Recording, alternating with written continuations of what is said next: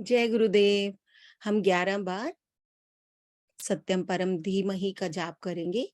तो सभी अपना जहां भी बैठे हैं साथ में करेंगे। सत्यम परम धीमहि। सत्यम परम धीमहि। सत्यं परं धीमहि।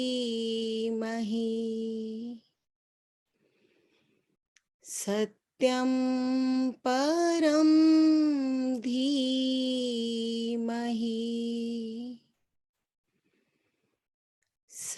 सत्यं परं धीमहि। सत्यं परं धीमहि। सत्यं परं धीमहि। सत्यं परं धीमहि।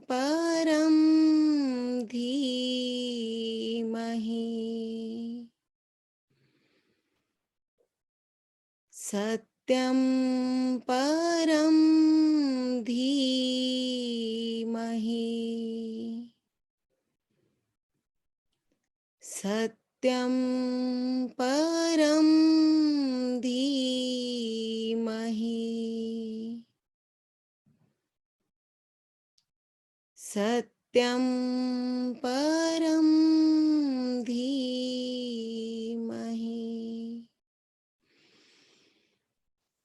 सत्यं परं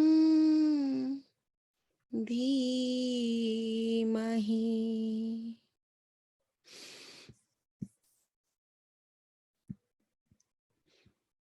जय गुरुदेव।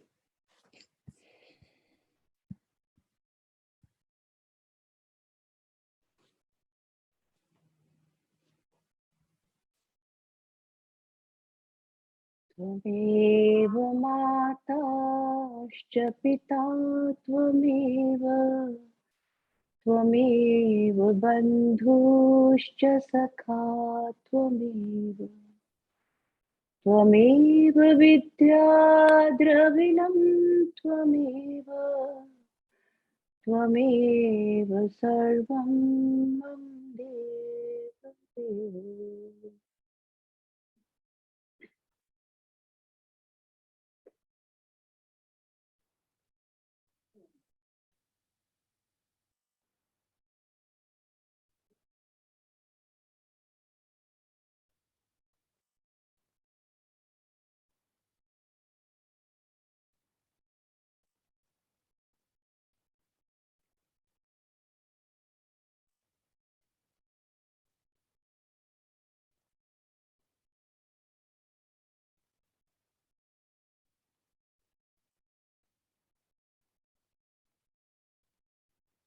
कहते हैं श्रीमद् भागवतम प्रभु को पाने का मार्ग है, केवल जानने का नहीं। इसकी रचना वेद व्यास जी ने इसीलिए की कि जानने का मार्ग काफी नहीं, कैसे प्रभु को पाया जाए। और इसका ज्ञान जब शुकदेव जी के मुंह से निकलता है तो कहते हैं अमृत तुल्य हो जाता है। जब शुकदेव जी भागवतम सप्ताह कर रहे थे तो कहते हैं देवताओं ने आकर कहा हमसे अमृत ले लो, उससे परीक्षित जी को जीवन मिल जाएगा और हमें भी भागवतम की कथा सुना दो।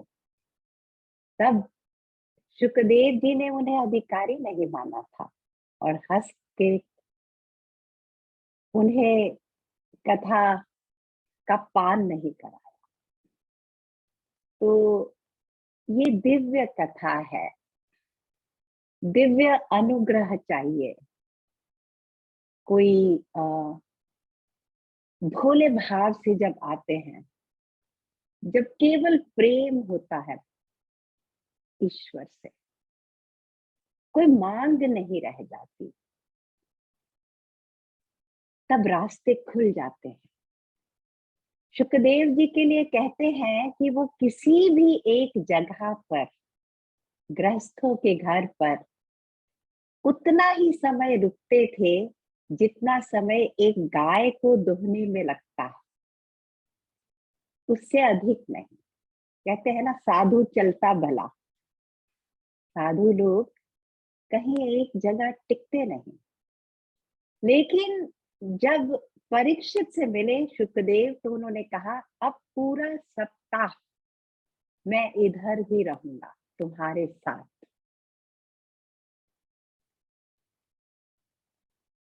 आज दूसरे दिन में, दूसरे चरण पर हम उस श्रीमद् भागवतम को प्रणाम करके आगे बढ़ते हैं। माँ सरस्वती को प्रणाम करके, वेद व्यास जी को, सुखदेव जी को, गुरु परंपरा, गुरु तत्व को।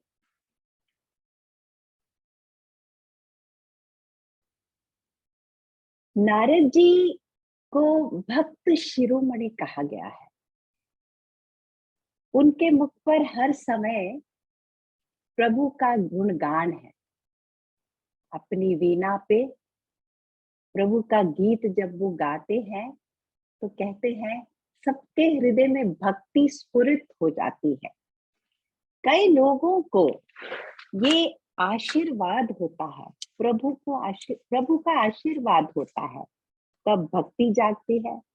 प्रभु का आशीर्वाद होता है तो हमारे अंदर वो गुण आ जाता है कि हम अपने आसपास भी भक्ति का प्रवाह फैला पाते हैं।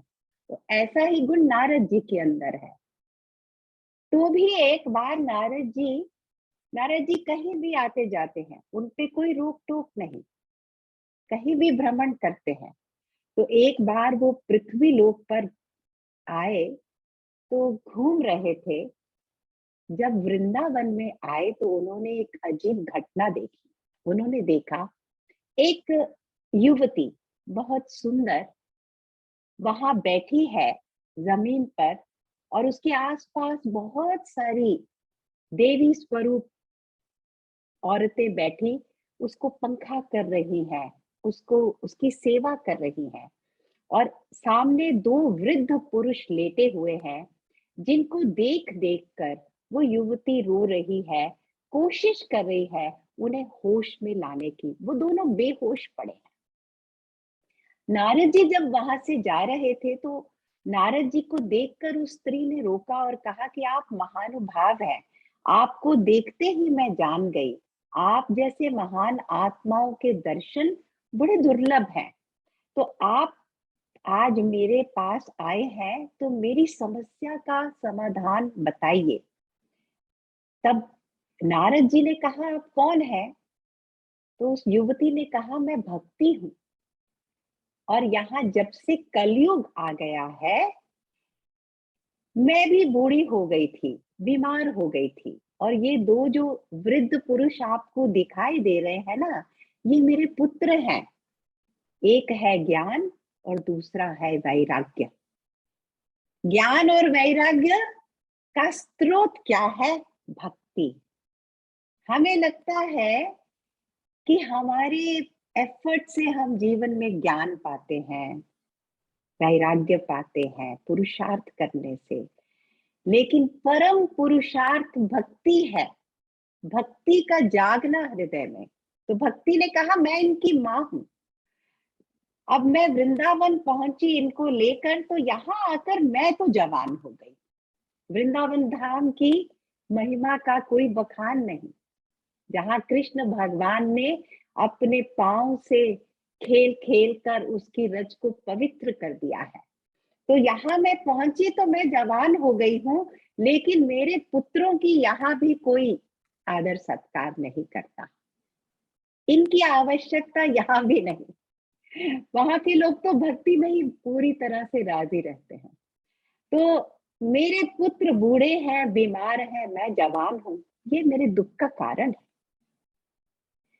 और नारद जी ने कहा, तुम क्यों चिंता करती हो? तुम्हें तो प्रभु ने इसीलिए भेजा है। तुम अपने स्वरूप में तो बैकुंठ धाम में ही रहती हो, यहाँ तो तुम छाया रूपाई हुई हो। और तुम्हारे को तो आशीर्वाद देकर प्रभु ने भेजा है कि तुमको भक्तों को पोषण करना है, सबके हृदय में भक्ति जगानी है। मैं अभी कुछ समाधान ढूंढता हूँ तुम्हारे पुत्रों के लिए। तो जाकर उनके कान में पास आकर नारद जी बोले, उठो बेटा, ज्ञान उठो, वैराग्य उठो, उठो उठो। गायत्री का पाठ सुनाया, वेद ध्वनि सुनाई।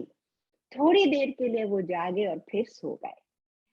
तब नारद जी भी बड़े परेशान हो गए। सबसे जाकर कई साधुओं से, संतों से पूछा, क्या किया जाए, क्या समाधान ढूंढा जाए? तो सबने कहा, जब आपने भगवत गीता का पाठ सुना दिया, वेद ध्वनि सुना दी, आपकी आप तो भक्तों के शिरोमणि हैं, आपकी कोशिश, आप इतने बड़े संत महात्मा पुरुष हैं, आप ब्रह्म ऋषि हैं। ऋषियों में भी कई कैटेगरीज होती हैं, तो बड़े ऊंचे दर्जे के आप तो ऋषि हैं, हम आपको क्या बताएं? तब कहते हैं वहां आकाशवाणी हुई। उस आकाशवाणी ने नारद जी को कहा, इसका समाधान पहले से उपलब्ध है। ऐसी कोई समस्या होती नहीं जिसका पहले से प्रभु ने समाधान किया नहीं होता। हमारी चाहे वो निजी समस्याएं हो, चाहे इस अध्यात्म के स्तर पे समय कोई समस्याएं उत्पन्न करे, प्रभु ने समाधान दिया हुआ है। तो प्रभु ने कहा आकाशवाणी में कि थोड़े दिनों में तुम्हें कुछ संत महात्मा पुरुष मिलेंगे जो तुम्हें इसका उत्तर देंगे। तो नारद जी वहां से बद्रिक आश्रम चले गए कि वहां जाकर थोड़ी देर ध्यान करूंगा, तब शायद मुझे कुछ समाधान मिले। और वहां पहुंचे तो वहां सामने से उनको 4 छोटे बालक, 5 वर्ष की आयु के बालक दिखाई दे रहे थे। सनत कुमार ऋषियों का समागम हुआ। सनक, सनंदन, सनत कुमार, सनकादि, ये 4 ऋषि जो है आदि पुरुष हैं। सबसे ज्यादा उम्र इन्होंने पाई हुई है, लेकिन हर समय प्रभु के स्मृति के अलावा इनके मन में एक कोई भी विचार कभी नहीं आया। इन्हें प्रभु की स्मृति निरंतर बनी रहती है और हर समय इनके मुंह से हरि शरणम, हरि शरणम, हरि शरणम ऐसे ही बोलते हैं हर समय, हरि शरणम, हरि शरणम, हरि शरणम। तो इन ऋषियों को जब देखा, कहा गया है कि ये भी प्रभु के एक अवतार ही है। कई अवतार हुए हैं प्रभु के, तो अपने इसी कुछ अंश लेकर प्रभु ने इस रूप में भी अवतरित हुए हैं प्रभु, तपस्वियों को ज्ञान का मार्ग, तपस्या का मार्ग दिखाने के लिए। तो जब वो ऋषि नारद जी से मिले, तो नारद जी को देखकर उन्होंने कहा, क्या बात है, आप उदास क्यों हैं? तब नारद जी ने सारी बात बताई, किस तरह भक्ति की समस्या का समाधान हो, आप बताइए। तो मुस्कुराते हुए उन 4 ऋषियों ने कहा, इसका समाधान तो तुम जानते हो, तुम्हें तो स्वयं तुम्हारे पिता ने, ब्रह्मा जी ने 4 श्लोक भागवतम के दिए थे। तुम्हारे ऊपर तो इतना आशीर्वाद है, तुम्हें 4 श्लोकों की भागवतम सुनाई गई थी, तो वो भागवतम ही इन्हें सुनाओ। श्रीमद् भागवतम का सप्ताह आयोजन करो। और नारद जी के साथ ही चारों ऋषि भी आ गए और सब एकत्रित हो गए। भागवतम का सप्ताह शुरू हुआ। वक्ता कौन बने? सनत कुमार ऋषि। उन्होंने भागवतम सप्ताह शुरू किया। जैसे ही शुरू किया, पहले दिन ही वहां पर जहां सप्ताह हो रहा था, भक्ति अपने दोनों जवान सुंदर बेटों के साथ सभा में आ गई, प्रकट हो गई। और भक्ति बहुत आनंद में गा रही थी, श्री कृष्ण गोविंद हरे मुरारे, हे नाथ नारायण वासुदेवा। श्री कृष्ण गोविंद हरे मुरारे, हे नाथ नारायण वासुदेवा। तो सब हैरान हो गए, ये सुंदर युवती कौन है। तब सनत कुमार ऋषि ने कहा, ये अर्थ रूप भागवतम का अर्थ रूप भक्ति है, और ये इनके बेटे हैं ज्ञान और वैराग्य। जैसे ही इनके कानों में श्रीमद् भागवतम पढ़ने लगी, ये तंदुरुस्त हो गए, जवान हो गए, स्वस्थ हो गए।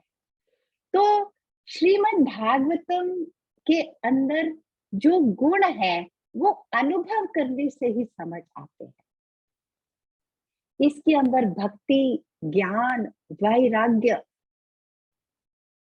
फल ही फल है, फुल ऑफ जूस कहते हैं। इसमें रस ही रस है, ना छिलके हैं ना गुठलियां हैं, केवल रस है, केवल रस है। एक एक शब्द में भागवतम प्रभु का भक्ति का रस बिखेर रही है। और उस दृश्य को देखकर सबका उत्साह, जैसे हमारे को इतना उत्साह हो रहा है सुनकर, आज सुनकर, तब आप सोचिए क्या हो गया उस सभा में। कीर्तन होने लगा, प्रभु का गुणगान होने लगा, और वहां 7 दिन श्रीमद् भागवतम की कथा सुनाई गई। और उस कथा में प्रभु स्वयं आ गए अपने पार्षदों को लेकर। 7वें दिन वहां ऐसा दिव्य दृश्य था, प्रभु आ गए, प्रभु को सबने विराजमान किया, उनकी पूजा की, स्तुति की, और नृत्य, गीत, संगीत, कोई वाद्य ऐसा नहीं था जो नहीं बजाया जा रहा था। और सबने प्रभु को पाकर, उनके दर्शन पाकर सब धन्य हो गए। प्रभु ने कहा, मैं बहुत प्रसन्न हूँ। जहां भी भागवतम होता है ना, तो प्रभु आकर प्रसन्नता से पूरी तरह सम्मिलित होते हैं। तो प्रभु ने कहा, मैं इतना प्रसन्न हो गया श्रीमद् भागवतम सुनकर, आप लोगों का ये भाव देखकर, तो मुझसे वरदान मांगिए, क्या वर चाहिए। तो ये तो सब साधु समाज था, संतों का समाज था। भक्ति, ज्ञान, वैराग्य, बड़े बड़े ऋषि, महर्षि, उन्होंने क्या मांगा, कुछ होता नहीं उनके पास मांगने को। तो उन्होंने कहा, आप एक ही आशीर्वाद दीजिए, जहां भी आज के बाद जहां भी श्रीमद् भागवतम का सप्ताह हो, आप अवश्य आकर दर्शन दें, आशीर्वाद दें, प्रकट हो जाए। तो प्रभु ने कहा, ऐसा ही है, ऐसा होता ही है। कई बार हम ऐसी चीजें मांगते हैं जो पहले से हमारे पास होती है। जैसे गुरुजी आते हैं, सब कहते हैं ना, हमें ब्लेस कर दो, हमें ब्लेस कर दो। तो गुरुजी कभी सोचते तो होंगे कि कितना ब्लेसिंग करूं। जब सबको ब्लेसिंग दे दिया है ना, जो ब्लेसिंग होती है, तो गुरु आते हैं जीवन में। ऐसे ही आ जाते हैं कि गुरु, ऐसे ही ज्ञान का मार्ग मिल गया, कभी किसी को मिला है। इसको खरीदा नहीं जा सकता, इसका कोई व्यापार करके नहीं पा सकते। ब्लेसिंग होती है तो होता है। तो ये भक्ति, ज्ञान और वैराग्य को जगाने वाली उस समय ये दिव्य कथा हुई। और भक्ति ने 7वें दिन ऋषियों से पूछा, वहां सुखदेव जी भी आ गए थे। सुखदेव जी का प्रवचन भी हुआ, और सुखदेव जी ने क्या कहा, कहा कि मानव जीवन दुर्लभ है। ये ऐसा जन्म है जिसमें प्रभु को पाया जा सकता है, जिसमें भक्ति आपके हृदय में फल फूल जाती है। देवता लोग भी इसके लिए तड़पते हैं, इस मनुष्य योनि के लिए, क्योंकि मनुष्य के जन्म में हमारे पास ये संभावना होती है कि हम अपने सद्गति के मार्ग पे आगे बढ़ सके, कथा पान कर सके, गुणगान सुन सके। प्रभु का गुणगान करना, सुनना ये मानव जाति को ही ये गिफ्ट उपहार मिला है प्रभु से। तो उन्होंने कहा इसको गंवाना नहीं चाहिए व्यर्थ। सुखदेव जी ने, आम देखा जाए तो हम सबका जीवन देखे ना तो कैसे बीतता है जीवन, कितना समय हम सो के बिताते हैं, कितने घंटे दिन में, फिर कुछ घंटे ऐसे कर्म होते हैं जिनका मैकेनिकल, नहाए, खाना खाया, खाना खाए पिए, नहाए सोए, फिर कुछ इधर उधर की बात हुई, व्यर्थ। कई चीजें हम सब मानते हैं इस बात को ना, कि हम कितना समय व्यर्थ गवाते हैं। तब सुखदेव जी ने कहा ये व्यर्थ समाने, व्यर्थ बांटने का समय मनुष्य के पास नहीं है, क्योंकि काल रूपी भगवान कब क्या करना चाहते हैं कोई नहीं जानता। इसलिए एक एक पल बहुत मूल्यवान है। जितने भी प्रभु के भक्त हुए हैं उन्होंने यही समझा, उन्होंने यही गुण, उनकी यही निधि थी। उन्होंने कहा, निधि बैठी है यहाँ उन्होंने यही कहा, सांस सांस में सुमिरन करना है, बार बार बलि जाना है। हम भूल जाते हैं जब यहाँ आते हैं ना, जब कल भी जैसे बता रहे थे कि हमारे ग्रंथों ने ही ये बात बताई है कि जैसे ही संसार में प्राणी आता है भूल जाता है क्या कारण है, क्यों हम आए यहाँ पर, क्या अब हम कर सकते हैं अपने लिए, अपना सच्चा लक्ष्य पल पल हम भुलाते हैं, याद करते हैं फिर भूल जाते हैं।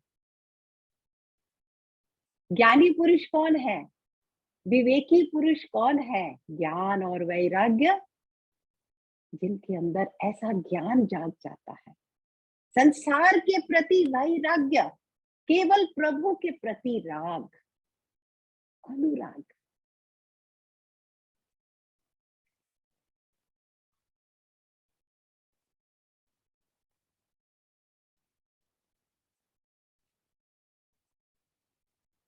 ऐसे ही राजा परीक्षित के जैसे एक और श्रोता की कहानी मुझे याद आ रही है, क्योंकि हम सबका इस समय परम धर्म इन आने वाले दिन में क्या है कि हम श्रोता बने, उच्च दर्जे के श्रोता बनकर इस भागवतम को अपने अंदर संभालें। तो ऐसे ही एक भागवतम कथा हुई, उस कथा में सुनाई हुई कहानी बड़ी अच्छी कहानी है। हर बार मैं सोचती हूँ यही कहानियां बार बार करती हूँ, लेकिन वो इतनी स्पेशल है ना, उनके अंदर इतना मीनिंग है भरा हुआ, तो उनको ना करके भी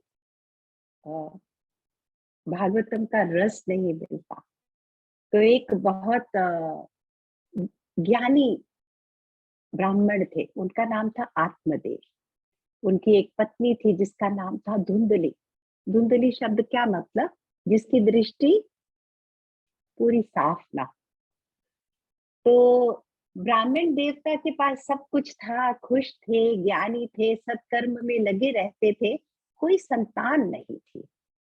तो बहुत तपस्वी ज्ञानी होने के बावजूद आत्मदेव जी के मन में ये प्रबल इच्छा थी कि मेरे भी यहाँ कोई संतान होनी चाहिए।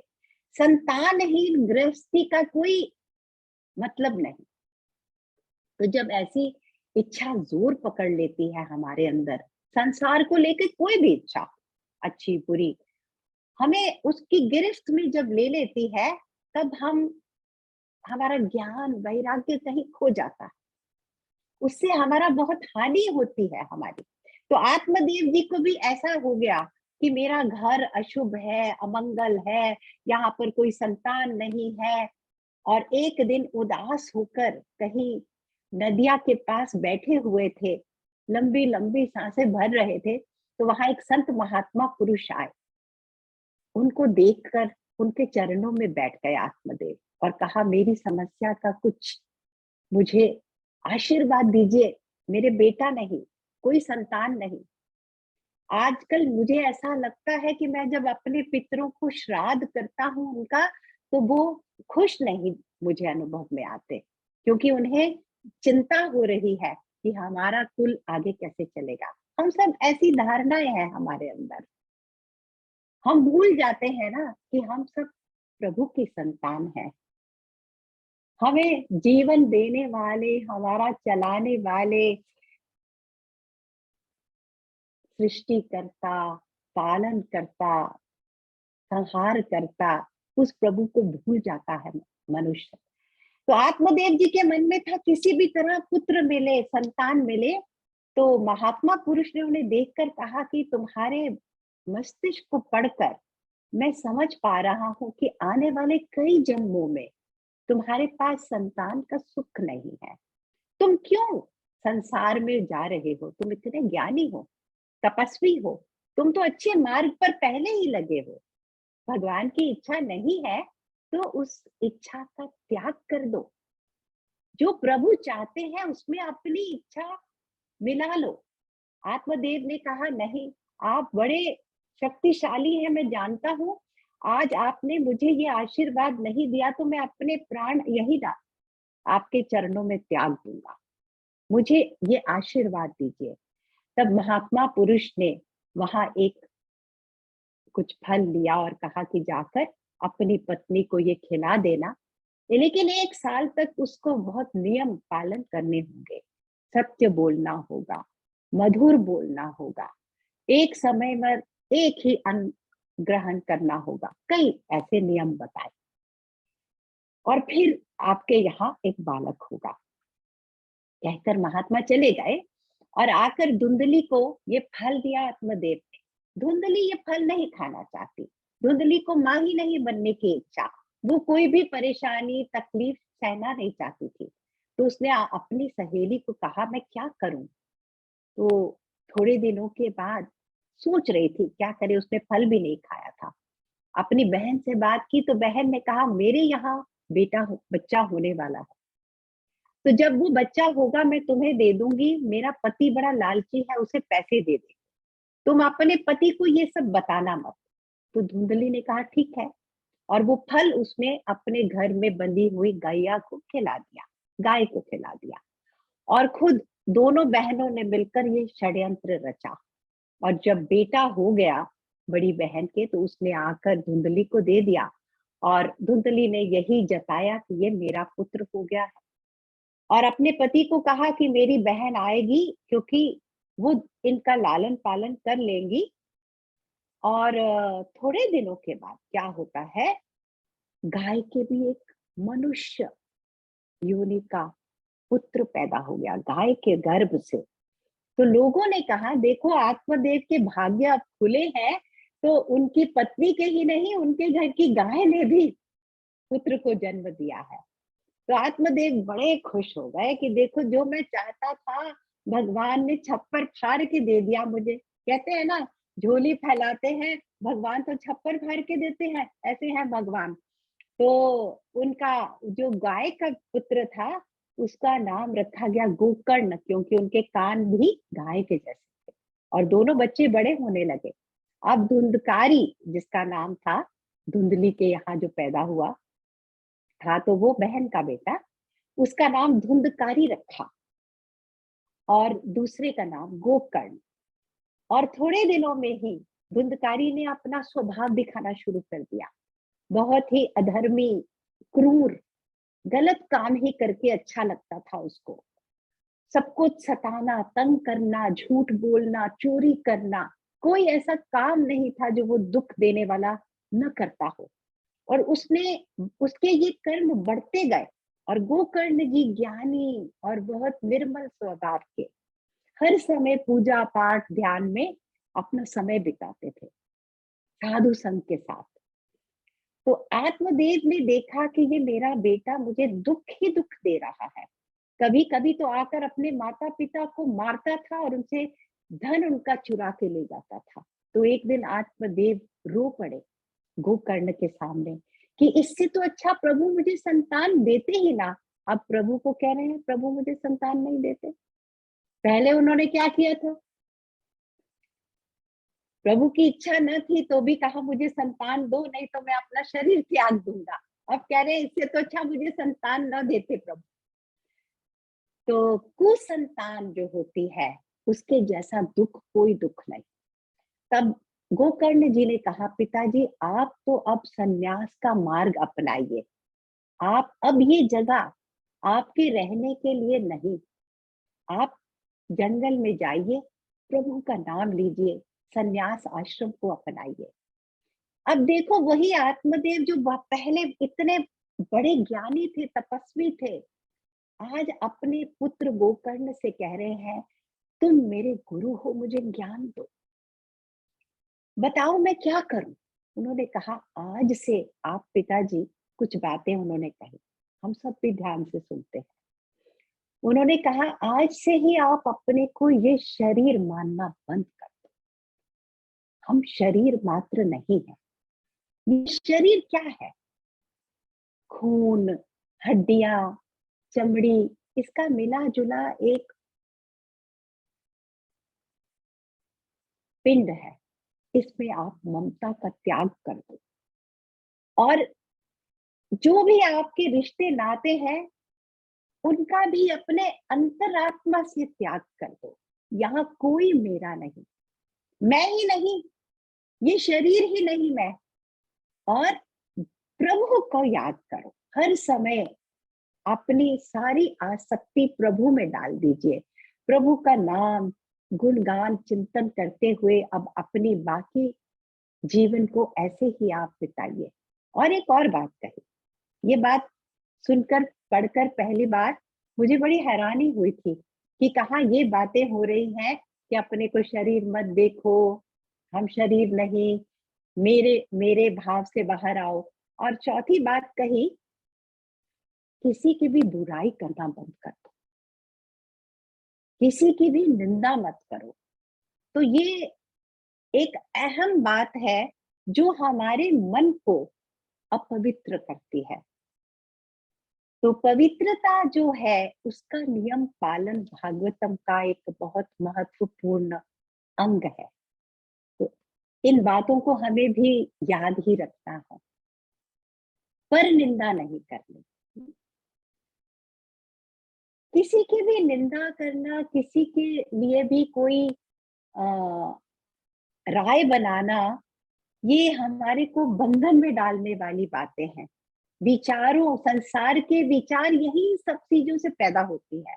मैं, मेरा क्या, मेरे क्या, ये कौन है, ऐसी बातों से अपने मन को हटाना है। तब आत्मदेव जी कहते हैं जंगल में जाकर सन्यास करते हुए दशम स्कंद का रोज पाठ करते थे भागवतम का और मोक्ष को प्राप्त हुए। और इधर धुंधकारी ने अपनी माँ को भी मार डाला और माँ का सब पैसा लेकर उनको भी उनकी भी हत्या कर दी। और 5 कहते हैं वैश्याओं के साथ अब धुंधकारी उस घर में रहता था। गोकर्ण जी तो घर छोड़कर चले गए। उन्होंने कहा इस घर में अब मैं नहीं रह सकता। और आगे चलकर थोड़ी लंबी कहानी है, संक्षिप्त में देख लेते हैं कि धुंधकारी को उन्हीं वेश्याओं ने, ये वेश्याएं क्या है, हम हमारी राग जो इंद्रियों के सुखों में हम लिप्त रहते हैं, विषय भोगों में, पांचों इंद्रियां इनको कभी तृप्त नहीं कर पाते।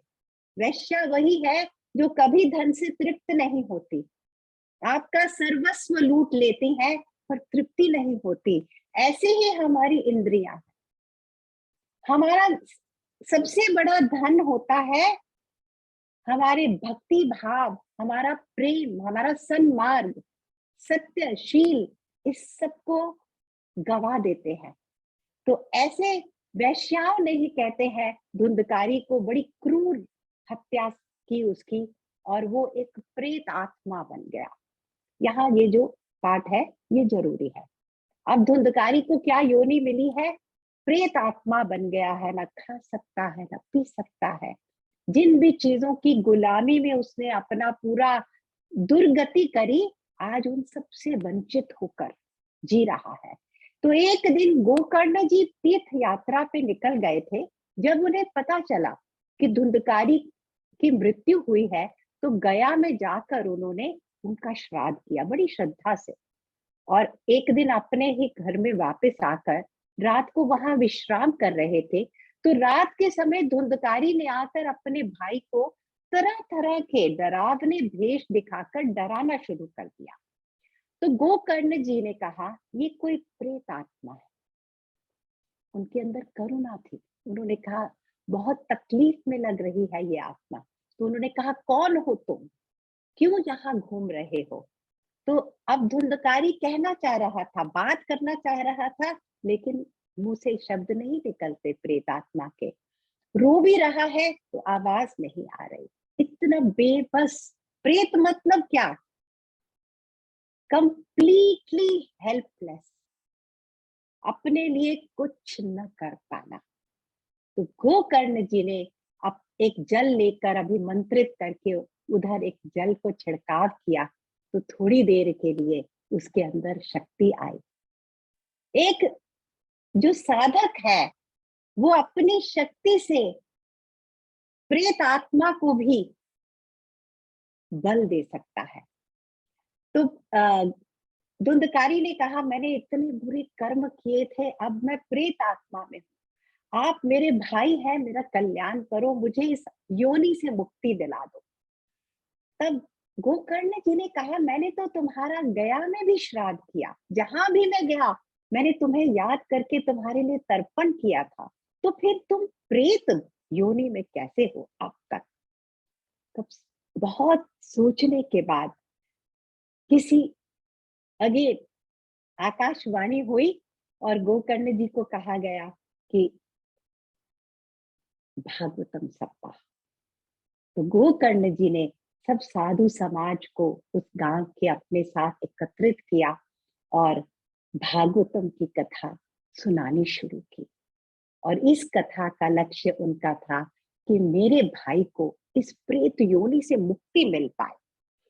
और पहले दिन वहां जहां कथा हो रही थी, एक बांस खड़ा था जहां गोकर्ण जी बैठे थे।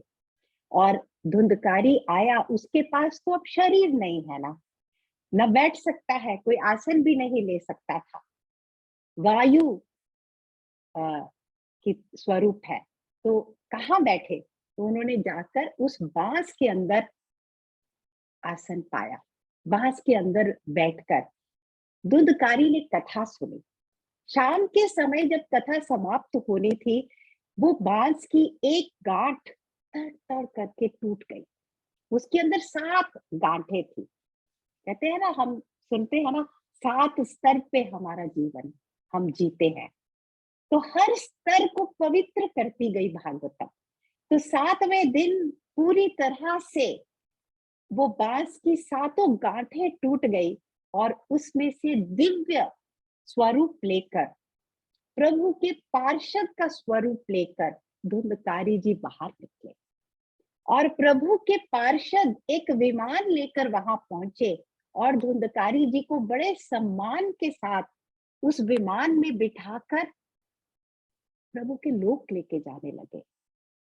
तब सब लोगों की हैरानी की कोई सीमा न थी। गोकर्ण जी ने पूछा पार्षदों से कि यहाँ सबने कथा सुनी और इसके तो कर्म इतने बुरे थे धुंधकारी के, ये तो प्रेत योनि में था, पर आप आए हैं केवल इसको लेके जा रहे हैं और इसको इतना दिव्य शरीर मिल गया 7 दिनों में। तब पार्षदों ने कहा, गोकर्ण जी, चाहे इसने इतने बुरे कर्म किए थे, चाहे इसे प्रेत योनि मिल गई थी, लेकिन जिस तरह इसने भागवतम को सुना और किसी ने नहीं सुना, निराहार रहकर, निर्जल रहकर, इस बांस के अंदर इसने हर पल भागवतम को पिया। और जब भागवतम की कथा समाप्त हो जाती थी, भागवतम का ही चिंतन मनन किया। पूरी तरह से ये भागवतम में समा गया। तो 7 दिनों के अंदर ही, इसलिए इसके पाप पूरी तरह से धुल गए हैं और दिव्यता के, देखिए दिव्यता का प्रवेश, इतना समावेश हो गया धुंधकारी के अंदर। और गोकर्ण जी को कहा, आप क्यों चिंता करते हैं, थोड़े दिनों के बाद दोबारा भागवतम करिए, आपको तो प्रभु स्वयं लेने आएंगे।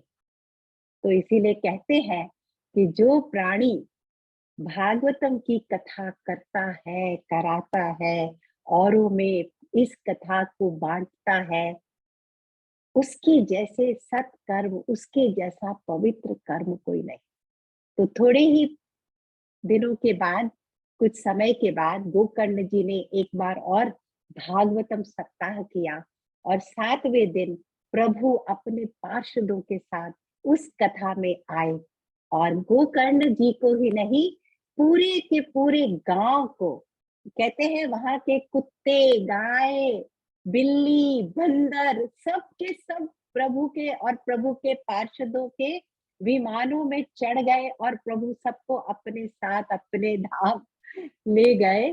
तो जो भक्त पुरुष होते हैं वो अपने कुल क्या, बहुत सारे लोगों का तरना हो जाता है। जो संग अच्छा मिल जाए, साधु का संग मिल जाए। तो गोकर्ण जी ने अपने भाई का, अपने पिता का, अपने बंधुओं का भागवतम सप्ताह के द्वारा इस तरह सदगति का मार्ग सबको मिल जाए। ये प्रार्थना होनी चाहिए हर समय कि जैसे हम पर दया हुई है, जैसे हम पर इतनी असीम कृपा हुई कि हमें ये मार्ग मिला, ऐसे ही भागवतम का ये नियम है, सबको साथ लेके चलो।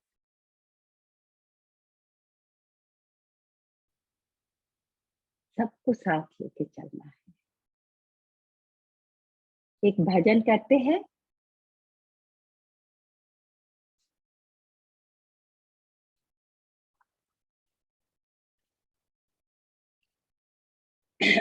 एक बार कहते हैं, पृथ्वी लोक पर अंधेरा हो गया, सूरज भगवान दिखाई नहीं दिए काफी दिन।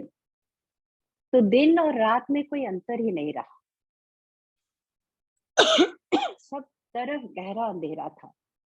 देवता लोगों ने देखा कि इस तरह तो पृथ्वी लोक पे कैसे, पृथ्वी लोक का पोषण कैसे हो सकता है, लोग अपने नित्य कर्म कैसे करेंगे। तो ब्रह्मा जी के पास गए, कहा कि क्या कारण है ब्रह्मा जी कि यहाँ अंधेरा ही अंधेरा हो रहा है। तो ब्रह्मा जी मुस्कुराने लगे, इतनी बड़ी प्रॉब्लम और ब्रह्मा जी क्या कर रहे हैं, मुस्कुरा रहे हैं। जो हमारे लिए बहुत बड़ी बड़ी प्रॉब्लम्स होती है ना, जितनी जिसकी प्रॉब्लम बड़ी है उतना ही अभी बुद्धि। तो ब्रह्मा जी मुस्कुराने लगे। उन्होंने कहा, मैं तुम्हें एक बात कहानी सुनाता हूँ। अब देवता लोगों ने सोचा क्या बात है, हम इतनी बड़ी समस्या लेके आए हैं और ब्रह्मा जी कहते हैं चलो स्टोरी सुनो, स्टोरी टाइम।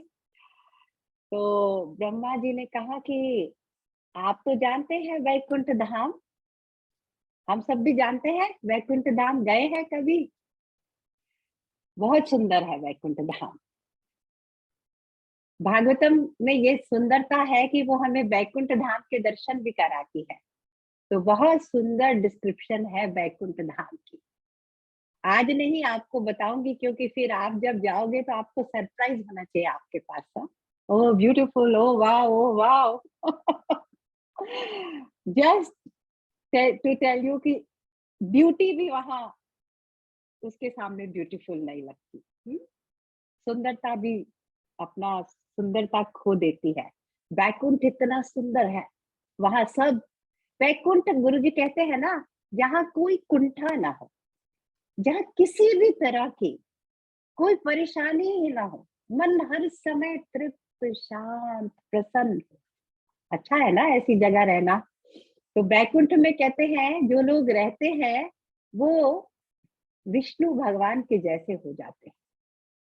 जो विष्णु जैसे ही हो जाते हैं उन्हें ही बैकुंठ धाम में रहने की आज्ञा है, वो ही वहां रह सकते हैं। कहते हैं ना, नारायण की पूजा करनी है तो नारायण होना होगा, नारायण ही नारायण की पूजा कर सकते हैं। तो वहां पर सब विष्णु लोक में सब विष्णु के जैसे हैं, कोई भेदभाव ही नहीं, पूरी तरह से सारूप्य प्रभु के साथ जिनका होता है वो बैकुंठ में रहते हैं और प्रभु के पार्षद रहते हैं जो हर समय प्रभु का गुणगान ही करते हैं, गंधर्व पार्षद। तो ऐसे सुंदर बैकुंठ धाम में आज विजिट करने कोई आ रहे हैं। कौन आ रहे हैं? हमारे हरि शरणम वाले सनकादिक ऋषि। वो कहीं भी जाते हैं, उनके ऊपर कोई रोक टोक नहीं, जैसे नारद जी पे कोई रोक टोक।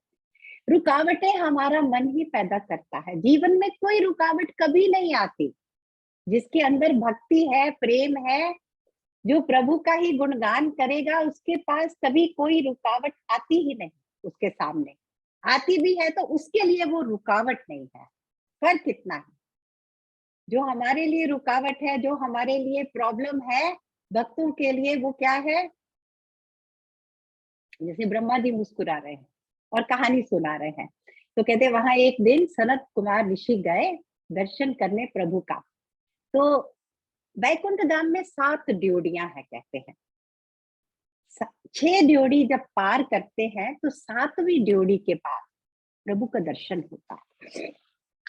प्रभु का विश्राम जो है वो 7वीं ड्योढ़ी के बाद उनका शयन कक्ष है, जहां वो लक्ष्मी जी के साथ नित्य धाम है उनका। तो सनत कुमार ऋषि नंद धर्म 5 साल की आयु के दिखने वाले सारी ड्योढ़ियां पार कर गए, क्योंकि उन्हें किसी चीज को देखना ही नहीं था। बहुत सुंदर है बैकुंठ धाम, आपकी आंखें फटी रह जाए देखकर। लेकिन हमारे ऋषियों को कुछ नहीं, उनको केवल प्रभु का दर्शन चाहिए था। तो चुपचाप 7वीं ड्योढ़ी पर जब पहुंचे तो वहां 2 द्वारपाल खड़े थे, प्रभु के पार्षद, प्रिय पार्षद, बहुत प्रिय, इसीलिए तो प्रभु के शयन कक्ष के बाहर खड़े थे। एक का नाम था जय, दूसरे का नाम था विजय। तो अब विष्णु लोक में रहते रहते कभी कभी ऐसा हो सकता है कि थोड़े नॉटी थे, पर आज उन्होंने शरारत क्या की है? शरारत की सीमा लांघ गए। तो जब वो ऋषियों को देखा, उनको देखकर पहले तो हंसे कि ये क्या है, दिगंबर अवस्था में थे। तो अपना बैंत लेकर, उनके हाथ में डंडा था, उनके पांव के सामने रख दिया ऋषियों के। कहाँ जाते हो, आगे जाना मना है। तो जिन सनत कुमार ऋषियों को कभी किसी ने रोका नहीं था, वो आदि पुरुष हैं, स्वयं प्रभु के अवतार हैं, प्रभु के लिए पूजनीय हैं, उनको इस तरह अपमानित करके जय विजय ने जब रोका, तब सनत ऋषियों ने कहा कि ये तो विष्णु लोक है, यहाँ पर तो सबकी दृष्टि सम है, सम दृष्टि सम भाव, तभी तो ये विष्णु लोक है, वैकुंठ धाम है। आपने हमारे और अपने में कैसे भेदभाव कर लिया? आपको किस बात की शंका हो गई हमें देखकर? इसका मतलब आपकी दृष्टि अभी भी साफ नहीं है, आप इस लोक में रहने के काबिल नहीं रहे, आप अब भेदभाव करने लग गए हैं। तो इसीलिए आपने हमें रोका है, आपको हम श्राप देंगे, क्योंकि अब आपको ऐसी योनि में जाना पड़ेगा जहां पे आपको डर, काम, क्रोध, लोभ सताएगा। अब ब्राह्मणों का श्राप दिया हुआ उसका कोई इलाज नहीं, कोई उसको काट नहीं सकता उस श्राप को।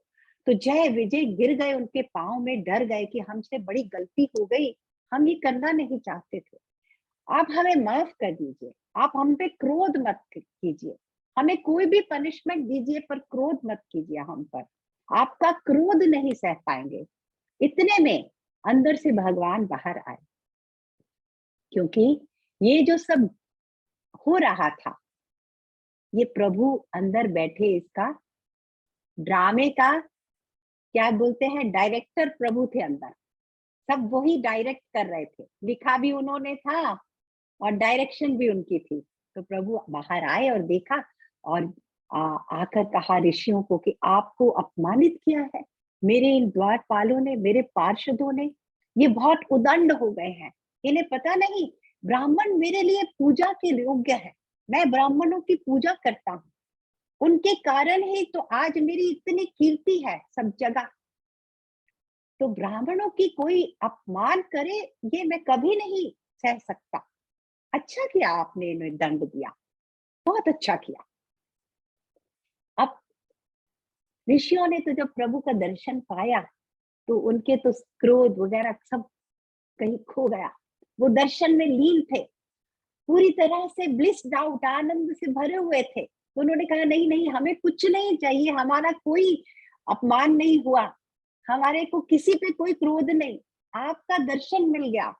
यो बड़े बड़े योगियों को जो झलक नहीं दिखती, आप साक्षात हमारे सामने आकर खड़े हैं, हमें तो कुछ भी नहीं चाहिए। उदंडता तो हमने की है प्रभु, ये आपका लोक है, वैकुंठ लोक के आप स्वामी हैं, और हमने आपकी जगह होकर आपके पार्षदों को दंड सुना दिया। कितनी गहरी बात है। पूरा वैकुंठ लोक ही नहीं, सारा संसार, सारे लोक, इनका स्वामी कौन है? दंड देने का अधिकार किसको है? क्रोध करने का अधिकार किसी पे भी किसको है? ये प्रश्न हमारे मन में उठने चाहिए। तो ऋषियों ने अपनी गलती समझी कि हम कौन होते हैं प्रभु के पार्षदों को दंड देने वाले। तो उन्होंने कहा हमें माफ कीजिए प्रभु, हमने बहुत बड़ा आपका अपराध किया है, आप इन्हें कुछ भी दंड मत दीजिए, हमने अपना तो वापस ही ले लिया श्राप, आप इन्हें कोई दंड मत दीजिए, आप इन्हें पुरस्कार दीजिए और इनके प्रमोशन करनी है वो भी कर दो। तो अब तो उल्टा घूमने लगे ऋषि जी, समझ गए कि ये क्या हमने कर दिया। तब प्रभु मुस्कुराते रहे कि अभी भी ये नहीं समझ पा रहे, ये अपने ही विचारों में खोए हुए हैं।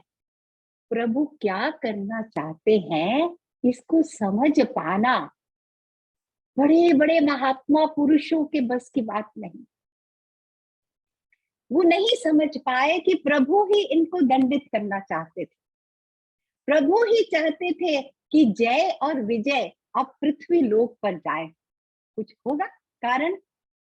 तो प्रभु ने कहा कुछ समय की पहले की बात है, मैं योग निद्रा में था तो लक्ष्मी जी को आने से मेरे शयन कक्ष में इन्होंने रोका था, तब लक्ष्मी जी इन पे क्रोधित होकर इनको श्राप दे दिया था, वो भी एक कारण है। और वैसे भी ये उदंड हो गए थे, मर्यादा का उल्लंघन करने लग गए थे। तो अच्छा है, इनको सीखना चाहिए। गुरु और प्रभु ये दो कभी अभिमान अपने भक्तों में, अपने शिष्यों में नहीं आने देते, अहंकार नहीं आने देते। जिसके अंदर अहंकार आ जाता है उसको दंड मिलना ही चाहिए, क्योंकि हमारा ही सबसे बड़ा शत्रु हमारा अहंकार भाव होता है। जिसके अंदर अहंकार भाव आ जाता है वो कभी आगे बढ़ ही नहीं सकता, वो स्टैटिक हो गया, उसका तो कुछ ग्रोथ हो ही नहीं सकती। तो फिर उस समय कठोर बनकर गुरु को, प्रभु को, अपने ही प्यारे प्यारे जनों के साथ कठोर भाव करना पड़ता है। माँ करती है बच्चों के साथ ना, क्यों करती है? नहीं तो बच्चे बिगड़ जाएंगे, बाद में भविष्य बच्चों का ही संवारना है माँ को। ऐसे ही प्रभु, तो उन्होंने कहा जय और विजय। तो लेकिन अभी भी प्रभु ने दंड नहीं बताया। प्रभु ने कहा आपने जो दंड दिया है इनको मृत्यु लोक में जाने का आप दीजिए, लेकिन मेरी आपसे एक रिक्वेस्ट है, आप इनको जल्दी वापस भेज दो मेरे पास। कितना प्रेम करते हैं ना प्रभु अपने भक्तों से। तो उनकी उदंडता को देखते हुए उन्हें मृत्यु लोक में तो भेजना चाह रहे हैं, लेकिन कहते हैं कुछ ऐसा उपाय करना कि जल्दी से जल्दी ये वापस आ जाए मेरे पास। तो क्या उपाय मिला कि जब ये 3 जन्म लेंगे अब मृत्यु लोक में, जय और विजय, और इन तीनों जन्मों में बहुत क्रोध के साथ, बहुत द्वेष के साथ प्रभु को याद करेंगे, द्वेष भाव रखेंगे प्रभु के प्रति। अच्छा, हमें अगर किसी के साथ प्रेम होता है तो हम उसको थोड़ा याद करते हैं, लेकिन जिसके प्रति हमें द्वेष होता है उसको बहुत अधिक याद करते हैं ना, वो तो सपनों में भी आएगा। जिसके प्रति हमारे मन में क्रोध हो, द्वेष हो, तो क्रोध का भाव, द्वेष का भाव अपनाया। जय विजय ने उसको एम्ब्रेस किया कि हम आपके प्रति द्वेष करेंगे, क्रोध करेंगे, सारे क्रूअल काम करेंगे जाकर प्रभु मृत्यु लोक में, बस आप जल्दी से जल्दी वापस बुला लो। तो हिरण्याक्ष और हिरण्यकश्यप का जन्म लेकर अब जय और विजय मृत्यु लोक में आए हैं। और किसके गर्भ में आए? दिति के। कश्यप ऋषि हैं, उनके कई पत्नियां हैं, जिनमें दिति भी हैं, अदिति भी हैं। दिति के द्वारा असुरों का जन्म हुआ है और अदिति के द्वारा देवताओं को जन्म दिया है। क्या कितना सुंदर ज्ञान है। सोर्स एक ही है, प्रभु तो एक ही है, गुण अवगुण कुछ भी प्रभु के बाहर नहीं है। तो इसीलिए कहते हैं ना, किसी के गुण अवगुण इन पे मत दृष्टि डालो, किसी की निंदा मत करो। जो सच्चा ज्ञानी, सच्चा भक्त है ना, वो स्तुति करता है मनुष्यों की, ना निंदा करता है, केवल प्रभु की स्तुति करता है। मनुष्यों की कोई स्तुति नहीं, कोई निंदा नहीं। तब दिति के गर्भ में, दिति ने बहुत गलत समय में, संध्या काल में, जो प्रभु को याद करने का, सिमरन करने का समय है, काम के वेश में आकर अपने पति को जबरदस्ती पति के साथ संभोग किया। तो ये भी कहां से हो रहा था? डायरेक्टर बहुत ऊपर दूर बैठे थे, क्योंकि कोई गर्भ तो चाहिए थी जहां पर जय और विजय स्थान पाते। तो उन्होंने दिति की बुद्धि को भ्रष्ट किया और उस समय में संभोग के कारण दिति के गर्भ में जय और विजय आए। कश्यप ऋषि समझ गए कि ये अनहोनी घटना हुई है, तो उन्होंने दिति को कहा, तुम्हारे कोख में जुड़वा बच्चे आए हैं। बहुत ज्ञानी थे कश्यप ऋषि। उन्होंने कहा ये बहुत आगे चलकर बहुत निर्दयी होंगे, बहुत क्रूर होंगे। और कहते हैं कि जब वो पैदा हुए थे तब इतने उत्पात हुए, भूकंप आए, ऐसे लग रहा था जैसे प्रलय होने वाली है पूरी पृथ्वी में, क्योंकि वो प्रभु के प्रिय पार्षद थे, उनकी शक्ति की कोई सीमा नहीं थी। लेकिन अब उस शक्ति ने विकृत रूप धारण कर लिया था। और सबसे गहरी बात याद रखने वाली ये है कि सब कहां से हो रहा। इसीलिए ब्रह्मा जी मुस्कुराए जब देवताओं ने कहा ये अंधेरा क्यों हो गया है। तो ब्रह्मा जी ने कहा प्रभु कुछ करना चाहते हैं। ये अंधेरा इसलिए हो गया है कि दिति अपने गर्भ को बाहर नहीं आने दे रही बच्चों को। दिति डरी हुई है। महान तपस्वी है ना कश्यप जी, उनकी पत्नी दिति, तो वो अपने बच्चों को 100 साल तक कहा, उन गर्भ को सुरक्षित रखा कि अरे ये बच्चे पैदा होंगे तो बहुत उत्पात करेंगे, बहुत क्रूअल्टी करेंगे, बहुत अधर्म फैलाएंगे। लेकिन 100 साल के बाद जब देवताओं की प्रार्थना को सुनकर दिति ने इन 2 बच्चों को जन्म दिया। एक का नाम हिरण्याक्ष रखा गया, एक का हिरण्यकश्यप। हिरण्यकश्यप बड़ा है, हिरण्याक्ष छोटा। तो आगे की कथा कल इसमें जाएंगे। आगे प्रभु क्या करना चाहते हैं, क्या सबसे करवाना चाहते हैं। ये लीला सब प्रभु की है। इतनी सुंदर लगती है ये जय विजय की कथा। मुझे जब भी मैं इसको सुनती हूँ, पढ़ती हूँ, ऐसे खाली हो जाता है मन, कि यहाँ कुछ भी नहीं, जिसको देखो ये अच्छा है, ये बुरा है, ये व्हाइट है, ये ब्लैक है, ये पाप है, ये पुण्य है। सच में इतना गहरा ज्ञान है भागवतम का।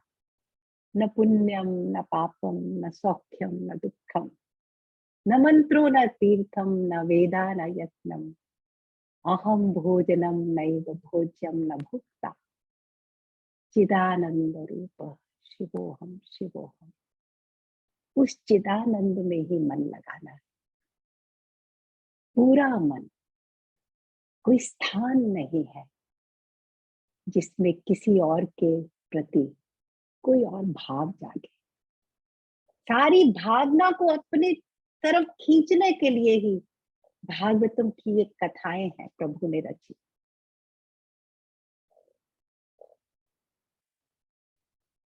गायत्री करें सुनीता जी, हाँ जी, गायत्री करें। समय हो गया, ठीक अभी है। है समय, अभी वैसे समय है। एक भजन हो सकता है अगर आप कहते हैं हाँ तो। ठीक, हाँ very nice very nice. Of course, हाँ 5:15 हुआ है। हाँ जी। ॐ ॐ भूर्भुवः स्वः तत्सवितुर्वरेण्यं भर्गो देवस्य धीमहि धियो यो नः प्रचोदयात्। ॐ भूर्भुवः स्वः तत्सवितुर्वरेण्यं भर्गो देवस्य धीमहि धियो यो नः प्रचोदयात्। ॐ भूर्भुवः स्वः तत्सवितुर्वरेण्यं भर्गो देवस्य धीमहि धियो यो नः प्रचोदयात्। ॐ भूर्भुवः स्वः तत्सवितुर्वरेण्यं भर्गो देवस्य धीमहि धियो यो नः प्रचोदयात्। ॐ भूर्भुवः स्वः तत्सवितुर्वरेण्यं भर्गो देवस्य धीमहि धियो यो नः प्रचोदयात्।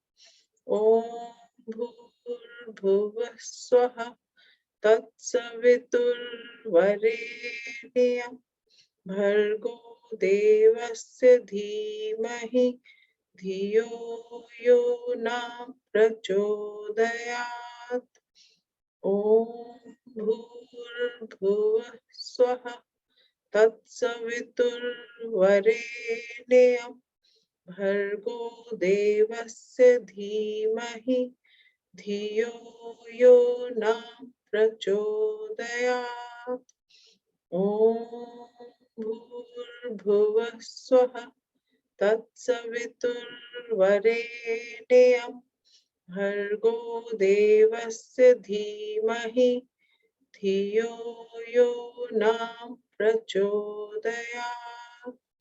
ॐ भूर्भुवः स्वः तत्सवितुर्वरेण्यं भर्गो देवस्य धीमहि धियो धियो नः प्रचोदयात्। ॐ भूर्भुवः स्वः तत्सवितुर्वरेण्यं भर्गो देवस्य धीमहि धियो यो नः प्रचोदयात्। ॐ भूर्भुवः स्वः तत्सवितुर्वरेण्यं भर्गो देवस्य धीमहि धियो यो नः प्रचोदयात्। ॐ शान्ति शान्ति शान्तिः।